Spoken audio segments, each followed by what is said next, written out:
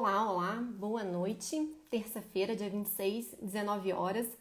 Vamos começar a nossa live sobre bases legais da LGPD. Quando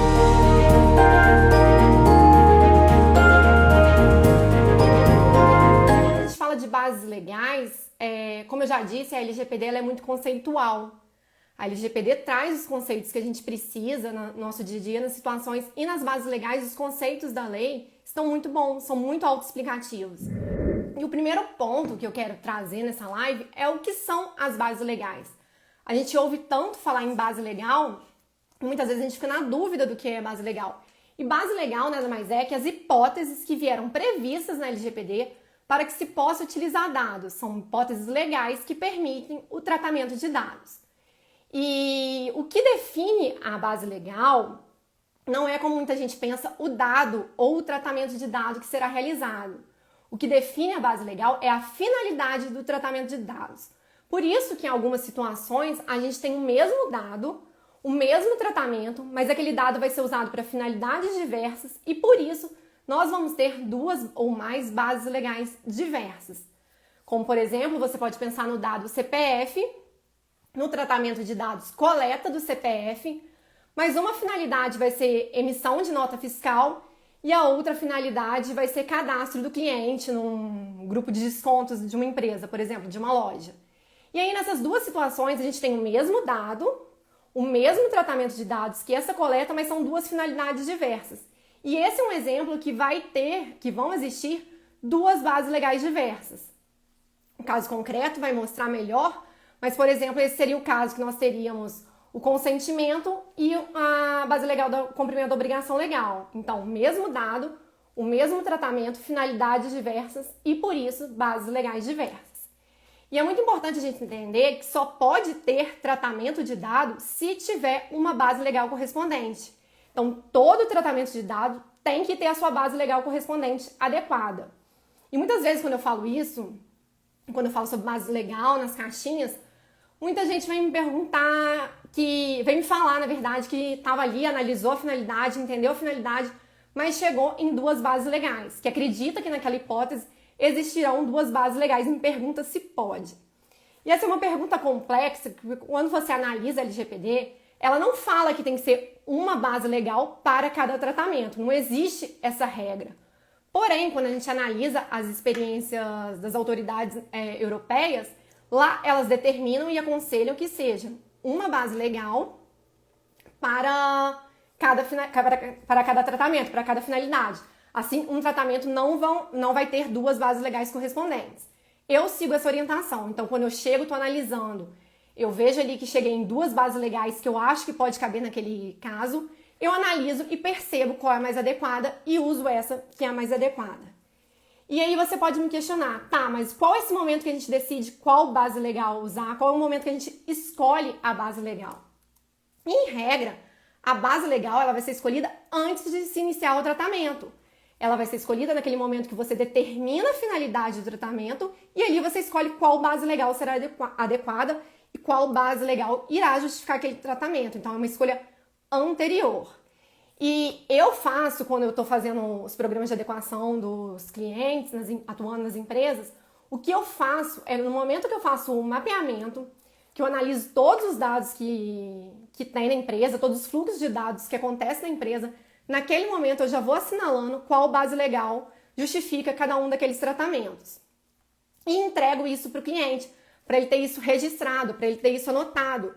É uma exigência da lei o cliente, a empresa, ter as bases legais anotadas? Não, não é uma exigência, mas é uma boa prática, além de ajudá-lo, caso alguém venha perguntar, caso alguém questione qual base legal é usada em determinado tratamento, ele vai saber onde procurar, vai estar organizado. Isso mostra uma boa prática em proteção de dados e isso mostra um cumprimento do princípio da prestação de contas. Então eu faço e eu aconselho que façam assim. Deixe registrado naquele inventário de dados que você entrega para o cliente as bases legais correspondentes para ele poder se orientar, para ele poder responder caso ele seja questionado, enfim. Entrando nas bases legais, de fato, quem chegou depois, hoje eu falei que eu vou beber mais água do que comum, porque minha voz já está indo embora. Mas entrando nas bases legais de fato, quando a gente analisa a LGPD, existem dois tipos de bases legais. As bases legais destinadas ao tratamento de dados comuns e as bases legais destinadas ao tratamento de dados sensíveis. Eu vou iniciar com as bases de dados, as bases legais para tratamento de dados comuns, que está previsto no artigo 7º da LGPD. E é importante, antes de eu adentrar no artigo e lendo e esmiuçando os incisos, é importante a gente observar que quando nós falamos de dados comuns, aquelas 10 bases legais que estão ali previstas, não existe uma hierarquia entre elas. Não existe uma que seja melhor, uma que seja mais importante, uma que a gente tem que olhar com carinho. Não, todas elas estão no mesmo grau de hierarquia e o que vai definir qual delas será usada será a finalidade do tratamento de dados. Eu, por questões didáticas, na prática, quando eu estou atuando, por causa dessa nossa mania de querer sempre buscar um consentimento ou legítimo interesse, eu deixo esses dois por último. Então, consentimento e legítimo interesse, eu vou por exclusão. Eu tento todas as outras bases legais e, por fim, se nenhuma se adequar, eu vejo se é caso de consentimento, se é caso de legítimo interesse ou se é caso de eu não tratar os dados.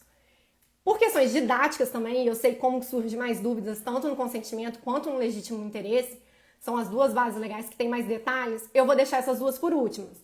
Então eu vou lendo e esmiuçando o artigo 7º com vocês, mas já aviso que eu vou pular o inciso 1, que é justamente o que fala do consentimento. Então vamos no artigo 7º, e ele fala assim: o tratamento de dados pessoais somente poderá ser realizado nas seguintes hipóteses. Inciso 1, primeiro, como eu disse, é o consentimento, pulamos ele para o final, para o cumprimento da obrigação legal ou regulatória pelo controlador. Estamos diante da base legal de cumprimento de obrigação legal. A lei que obriga que o tratamento será realizado. Não há uma liberdade do titular de decidir se vai entregar os seus dados, de consentir com aquilo. Não, a lei exige que aquele tratamento seja realizado. E quando nós falamos em lei, é lei em sentido amplo. É a lei, é instrução normativa, é portaria, são os regulamentos. Então, é uma lei em sentido amplo. Há uma norma ordenando que aquele regulamento, que aquele tratamento aconteça. E eu vou dar dois exemplos de quando a gente usa a base legal do cumprimento da obrigação legal. E o primeiro seria...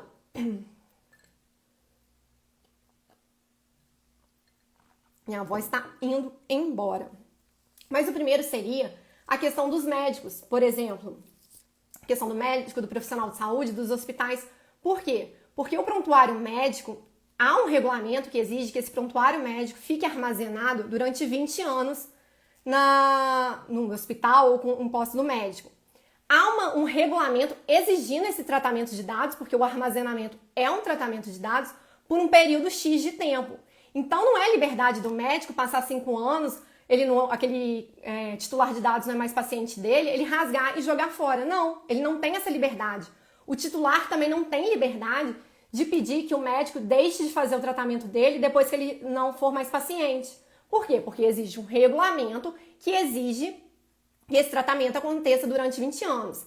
E aqui eu abro um parênteses para falar que quando a gente vai analisar alguns nichos, algumas áreas de atuação, como, por exemplo, o setor da saúde, o setor de seguro, diversos setores que existem regulamentos específicos daquele setor, a gente tem que analisar todos esses regulamentos, todas essas normas, para ver se um tratamento que acontece ali na realidade daquele negócio não está sendo justificado por conta de uma obrigação legal, para a gente adequar exatamente. Então tem que ter essa atenção, tem que ter essa análise ampla dos regulamentos, dos instrumentos normativos que atuam ali.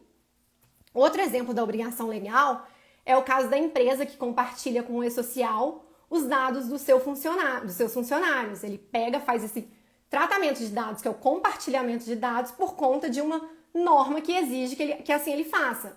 Repito, não tem a liberalidade da empresa de compartilhar ou não esses dados dos funcionários e não tem a possibilidade do funcionário se opor àquele tratamento de dados. Então, essa foi a base legal. Tô falando que minha voz hoje tá... Essa foi a base legal da obrigação legal, que decorre de uma obrigação prevista no instrumento normativo. No inciso 3, nós temos o seguinte: pela administração pública para o tratamento e uso compartilhado de dados necessários à execução de políticas públicas previstas em leis, regulamentos ou respaldadas em contratos, convênios ou instrumentos congêneres, observadas as disposições do capítulo 4 dessa lei. O capítulo 4 da LGPD, ele trata do tratamento de dados pela administração pública. E essa é uma base legal que somente vai poder ser usada pela administração pública no exercício das suas funções enquanto administração pública, no exercício de políticas públicas. Então, sempre quando a administração pública estiver agindo no exercício das suas funções típicas, ela vai se basear nessa base legal prevista no inciso 3. No inciso 4, nós temos para a realização de estudos por órgão de pesquisa, garantida sempre que possível a anonimização dos dados pessoais. Nós estamos aqui em frente a base legal para fins de pesquisa. E ela é uma base legal restrita porque a própria lei define no artigo 5º, no inciso 18, o que é órgão de pesquisa. Órgão de pesquisa, segundo a lei, é órgão ou entidade da administração pública, direta ou indireta, ou pessoa jurídica, de direito privado sem fins lucrativos, legalmente constituída sobre as leis brasileiras, com sede e foro no país, que inclua em sua missão institucional ou em seu objetivo social ou estatutário a pesquisa básica ou aplicada de caráter histórico, científico, tecnológico ou estatístico. É outra base legal que é muito restrita. Somente vai poder ser usada pelo órgão de pesquisa, conforme a definição da lei, tendo a observação que sempre que possível, que for utilizar dado para fins de pesquisa, deve-se buscar anonimizar esses dados. No inciso 5, nós temos a obrigação legal para execução de contrato. Ele diz assim: quando necessário para execução de contrato ou de procedimentos preliminares relacionados a contrato, do qual seja parte o titular a pedido do titular de dados. Então é a base legal que nós vamos usar para cumprir aquelas obrigações, para executar o contrato. E uma observação que eu faço, que esse inciso também faz, é que seja execução de contratos ou de procedimentos preliminares. E aqui eu dou exemplo de quando a gente entra em contato com uma loja, a gente vai numa loja e pede um orçamento. Naquele momento que você pede orçamento, não tem nenhum contrato sendo feito. É algo preliminar para que no futuro possa existir um contrato de compra e venda, por exemplo. Só que para a loja te enviar esse orçamento, ela precisa do seu e-mail, ou do seu WhatsApp, vai depender do que ficar combinado com vocês.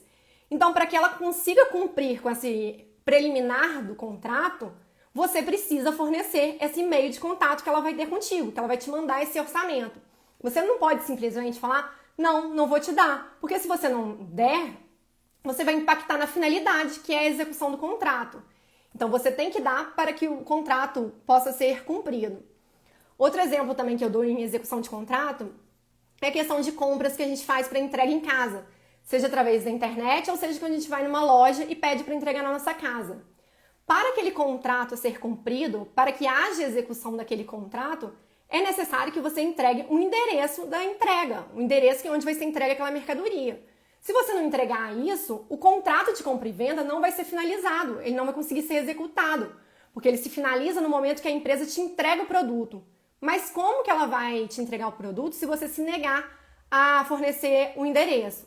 Então, não há sua liberalidade enquanto titular de dados de entregar ou não esse endereço. Você tem que entregar para que o contrato seja cumprido.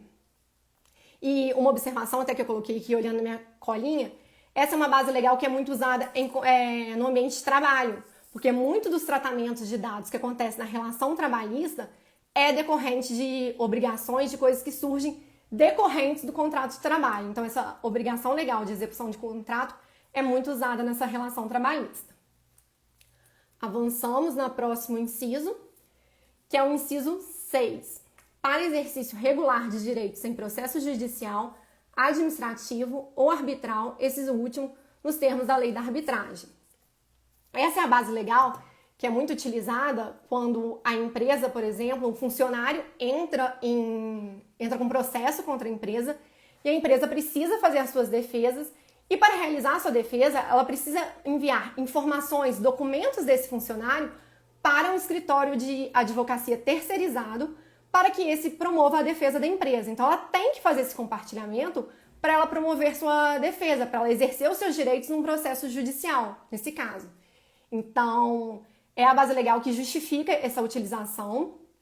Outra situação que é justificada por essa base legal também é o caso da empresa armazenar os dados de funcionário mesmo depois que ele é mandado embora, por um período prescricional, porque caso esse funcionário venha entrar com uma ação contra a empresa precisa ter esses documentos para exercer sua defesa. Então, ela precisa manter esses documentos durante um prazo para que ela possa exercer os seus direitos num processo judicial que possa surgir. Então, essa base legal também é usada nessa situação.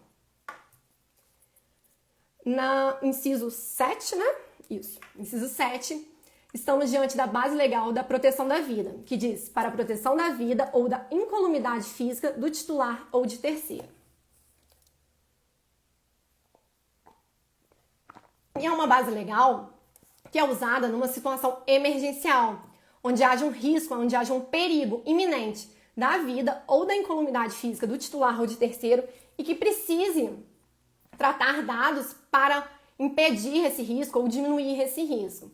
Eu vou dar um exemplo, eu não sei se vocês sabem, mas quem me segue mais ativo no Stories, eu sou uma pessoa que gosta de correr.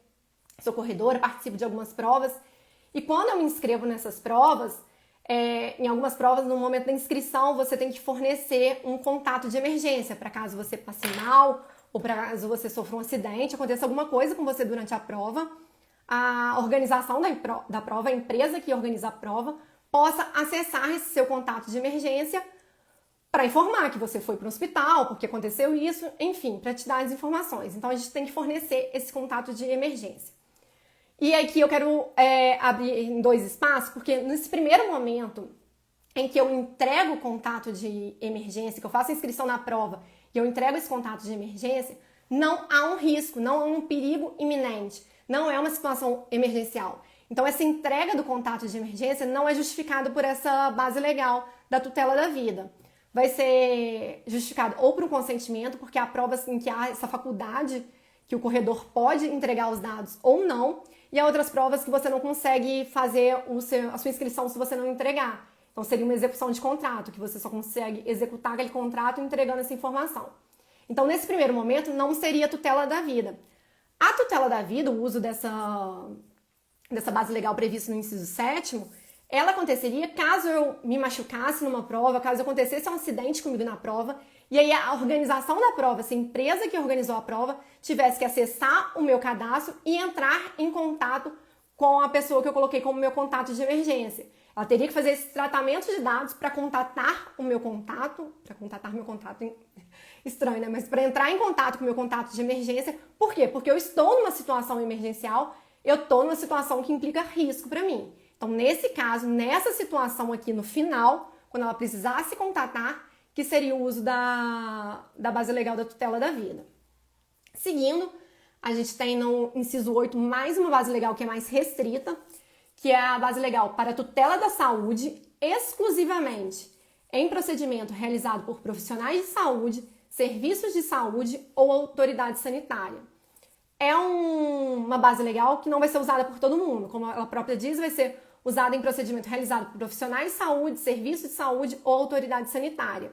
Mas seria o caso, por exemplo, do médico, que faz uma anamnese ali antes de realizar um procedimento cirúrgico no paciente, ou de você ir no laboratório fazer um exame e a enfermeira fazer uma anamnese, perguntar alguns dados seus. Então, seria justificado por essa base legal. Espera-se que a Autoridade Nacional de Proteção de Dados defina de uma forma mais, com um rol mais exaustivo, né, mais taxativo, o que seria profissionais de saúde, serviço de saúde, autoridade sanitária, o que entraria nessa base legal. Mas, como eu disse, é uma base legal mais restrita que vai ser usada nessas situações. Seguindo para a base legal número 10, nós temos a base legal para a proteção do crédito, inclusive quanto ao disposto na legislação pertinente.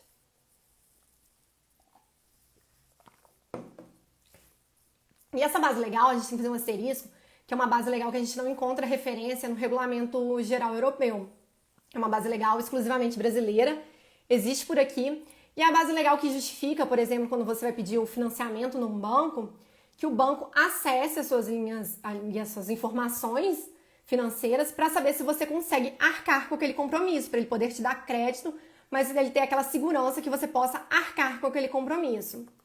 Há uma discussão se somente instituições financeiras podem usar essa base legal, ou em algumas lojas, em determinadas situações, por exemplo, você vai tirar um cartão da Renner, e a Renner acessa ali as suas informações financeiras para saber se ela vai poder te dar um cartão que você tem um limite, para saber qual é o seu limite, né? Para você poder dividir, ter descontos, enfim. Se nessas situações essas empresas poderiam também utilizar essa base legal da proteção de crédito. Eu entendo que poderia sim, uma vez que quando essas empresas agem dessa forma, te dando um cartão para você dividir para parcelar, é uma questão de segurança dela, saber se você vai ter como arcar com aquele compromisso. Então, ela age como se fosse uma instituição financeira, equiparada. Então, eu entendo que poderia usar essa base legal, sim. Mas, como eu disse, é uma questão um pouco controversa, há algumas discussões. Mas, então, se usar, usa justificando nesse sentido que eu falei. Vencida dessas bases legais, eu vou voltar naquelas duas que eu disse que são as bases legais que mais geram dúvidas,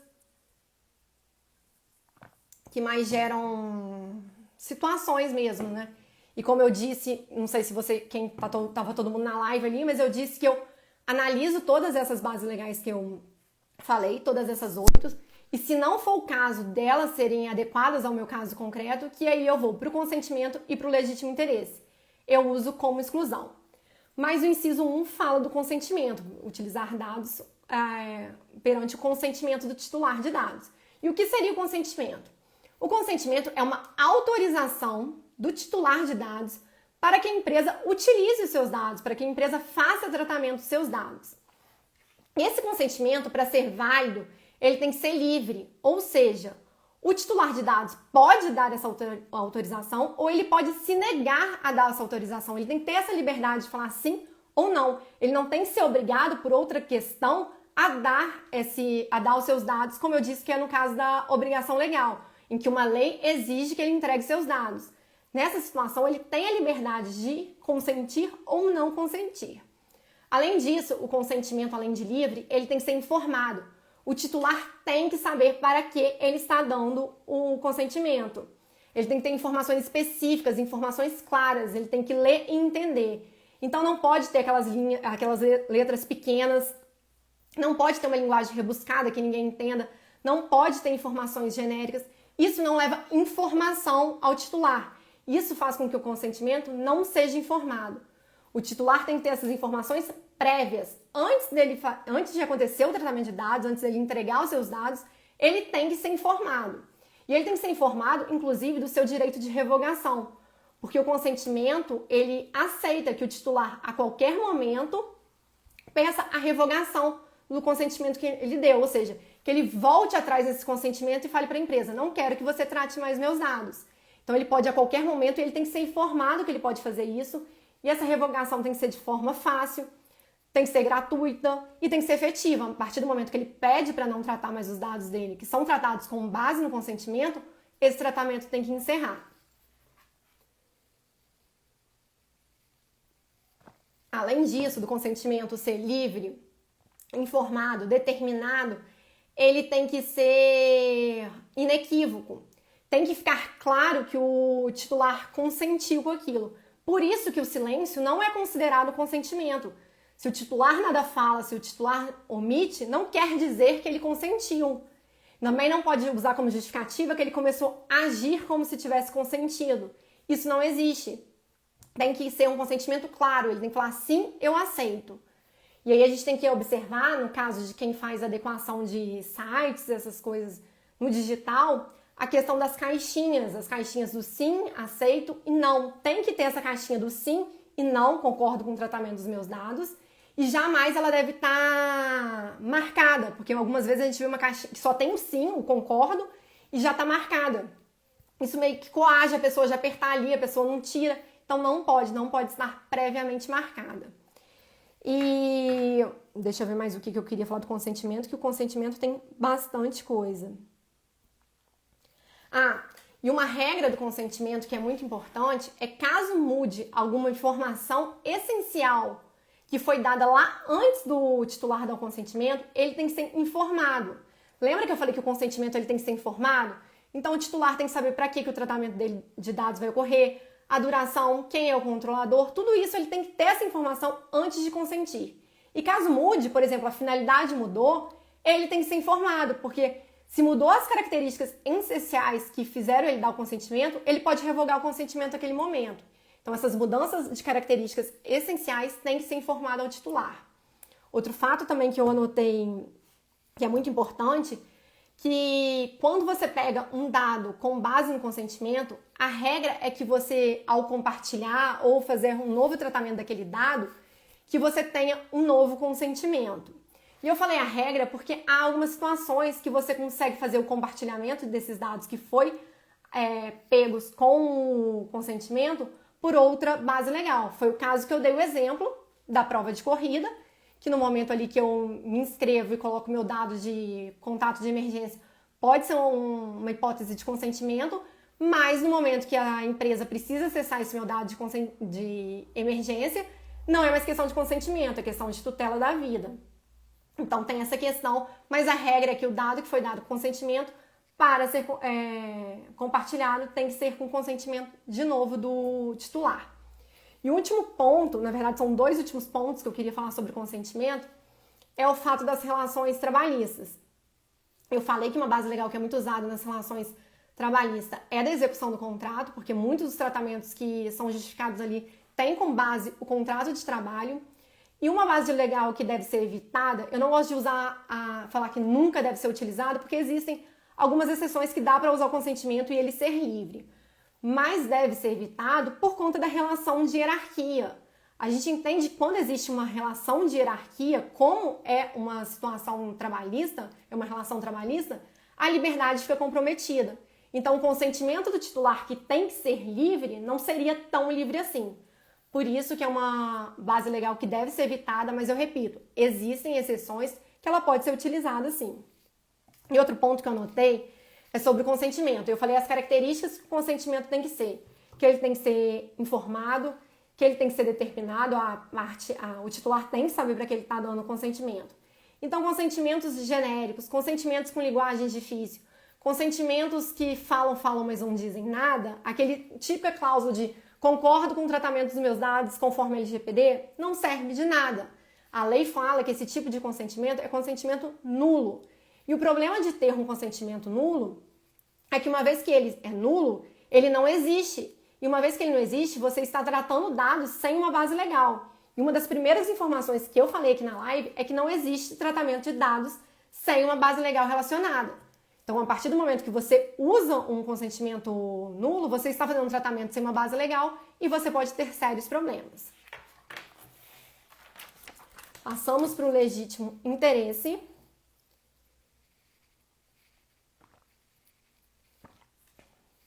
A base legal do legítimo interesse, ela está prevista no inciso 9.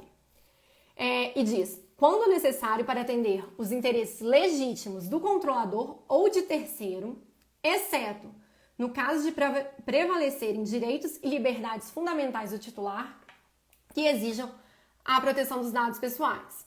E a lei mesmo, ela dá um exemplo do que seria esse legítimo interesse no artigo 10.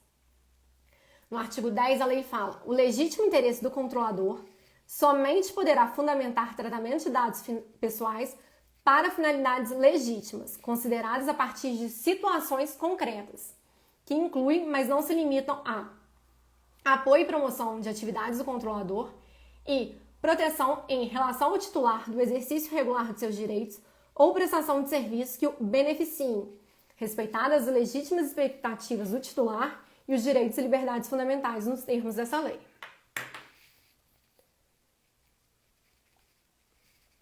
Minha voz está indo embora agora mesmo. Deixa eu até colocar mais água aqui. Mas o legítimo interesse é uma base legal para ser usada quando tiver um interesse do controlador, da empresa que trata os dados, ou de terceiros. Mas conforme eu fui lendo ali, vocês observaram que existem requisitos. Ou seja, essa base legal não pode ser usada como uma carta coringa. A empresa quer utilizar dados, a empresa quer tratar dados e ela justifica com legítimo interesse. Não. Existem requisitos e requisitos restritos em que essa base legal poderá ser utilizada. Então, igual eu disse, a finalidade tem que ser legítima, tem que ser uma finalidade que não contrarie a lei, tem que ter uma expectativa do titular, não pode existir o elemento surpresa. O titular tem que esperar, tem que ser esperado mesmo, tem que ter essa expectativa de que o tratamento de dados ocorra. Além disso, deve-se utilizar os dados estritamente necessários, tem que atender o princípio da necessidade. E entre os dados que puder utilizar para atingir a finalidade, pegar sempre o que implique em menor risco para o titular.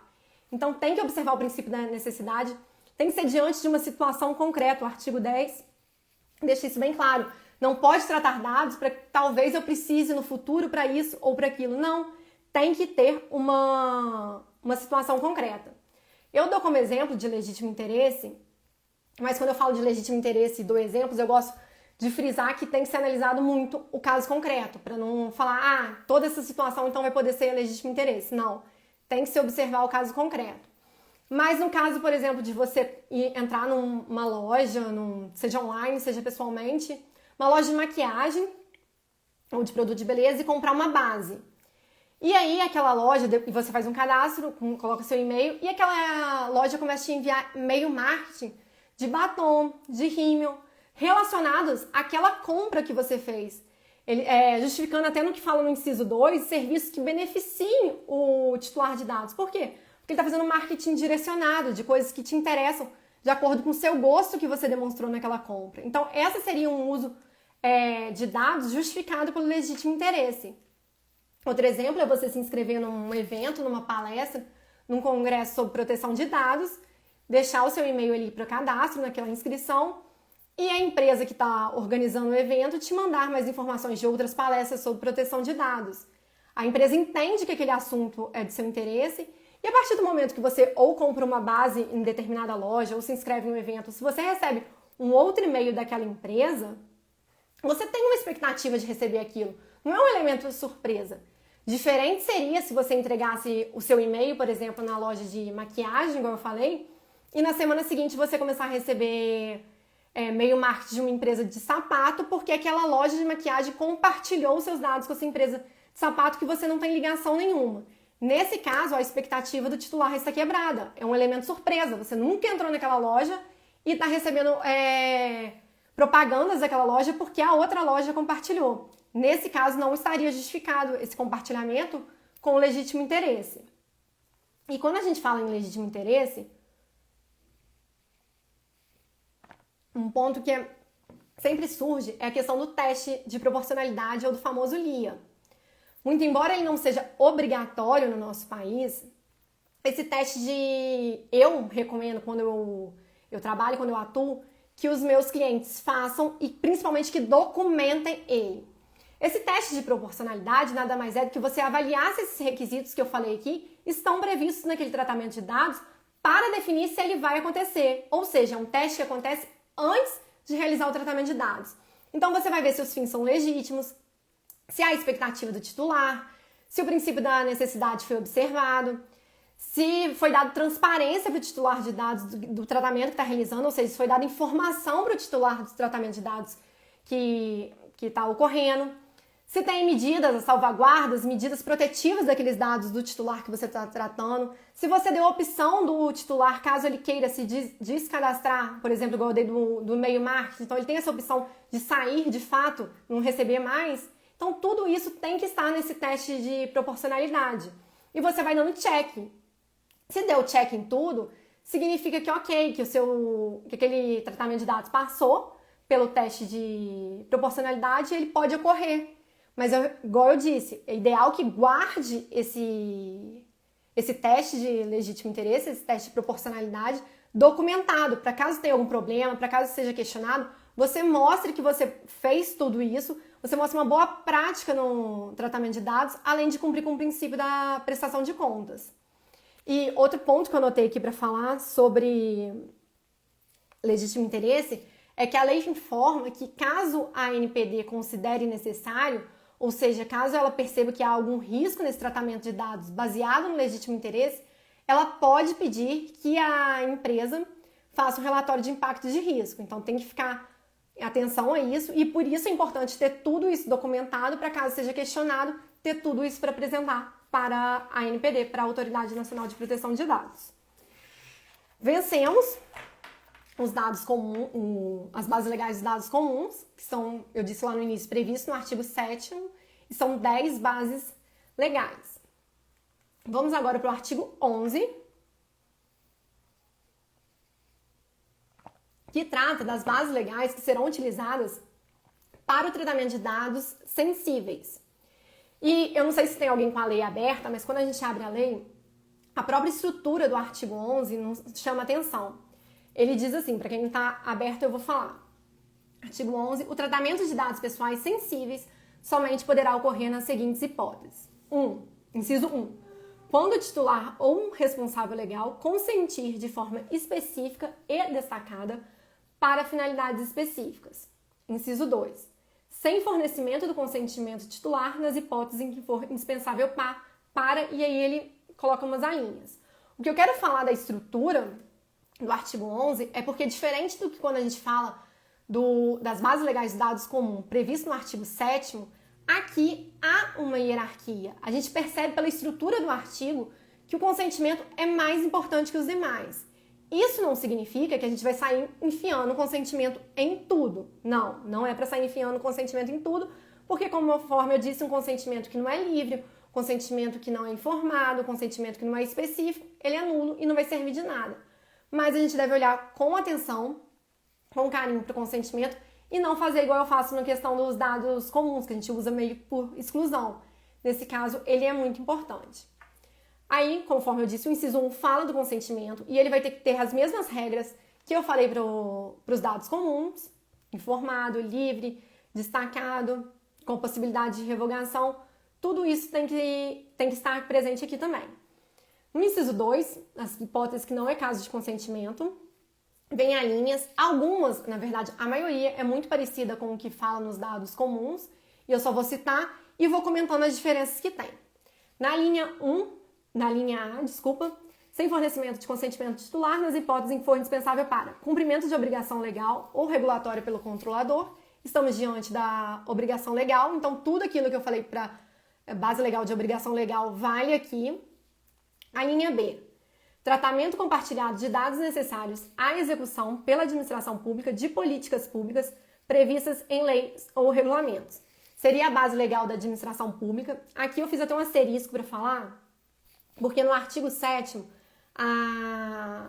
essa hipótese é assim, tratamento compartilhado de dados necessários à execução pela administração pública de políticas públicas respaldadas em contratos, convênios ou instrumentos congêneres.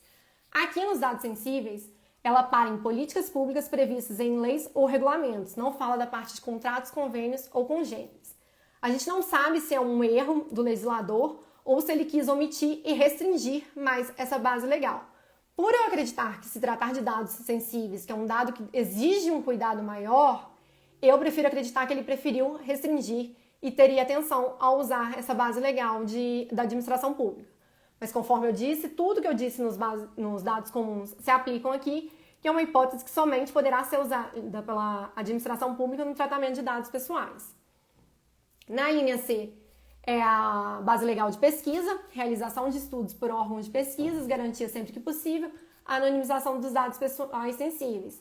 De novo, é uma base legal restrita, porque eu falei até lá no início a definição de órgão de pesquisa, então não é toda e qualquer pesquisa que vai poder usar essa base legal, somente aquelas realizadas por órgãos de pesquisa, que está previsto a definição no artigo 5º, inciso 18, se eu não me engano. E aqui também fala, sempre que possível, a anonimização dos dados pessoais sensíveis.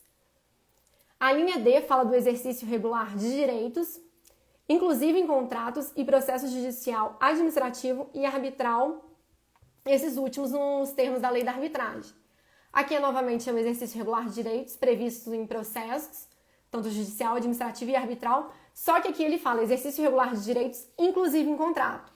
Muita gente fala que a base legal execução de contrato teria sido suprimida quando a gente fala de dados sensíveis, mas não. Ela vem prevista aqui na linha D, junto do exercício regular de direitos. Então, os contratos está aqui dentro. Então, não foi suprimido. A linha E é a tutela da vida, proteção da vida ou da incolumidade física do titular ou de terceiro. Então, é o mesmo caso que eu contei lá no início, quando você tem que acessar, quando você tem que utilizar dados sensíveis, num caso que há uma situação emergencial que mostra um perigo iminente de risco tanto para a vida ou para a incolumidade física do titular ou de terceiro. A linha F é aquela base legal restrita, tutela da saúde, exclusivamente em procedimento realizado por profissionais de saúde, serviço de saúde ou autoridade sanitária. E aí vem a novidade. A linha G. Bebi até uma água para criar um suspense na novidade. A linha G fala: garantia da prevenção à fraude e à segurança do titular nos processos de identificação e autenticação de cadastro em sistemas eletrônicos, resguardados os direitos mencionados no artigo 9º dessa lei e exceto no caso de prevalecerem direitos e liberdades fundamentais do titular que exigem a proteção de dados pessoais. O artigo 9º que eles citam aqui fala do acesso do direito do titular às informações sobre o tratamento de dados. E essa é uma hipótese que é muito comum, que é do uso da biometria, seja para caixas eletrônicos, ATM, em banco, seja para você entrar no seu condomínio, na sua sala, às vezes salas profissionais, a gente usa biometria. Então, esse uso da biometria para prevenção da fraude e da segurança do titular é justificada nessa linha G. A gente observa, e aí são essas as 8 bases legais usadas para dados sensíveis. E a gente observa que ficou de fora a proteção do crédito e o legítimo interesse. Legítimo interesse não se aplica a dados sensíveis.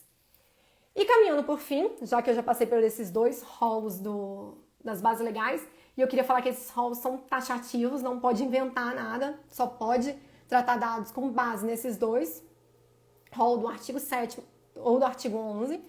E o que eu quero falar é que, independente da base legal que a gente escolher para usar, a base legal adequada, no caso concreto, adequada à finalidade, todos os outros direitos dos titulares de dados são garantidos igualmente em todas essas bases legais, com exceção ao direito da revogação do consentimento, né, que obviamente só poderá ser usado quando a gente utilizar a base legal do consentimento, mas todos os direitos são usados, são garantidos, e todos os princípios devem ser observados.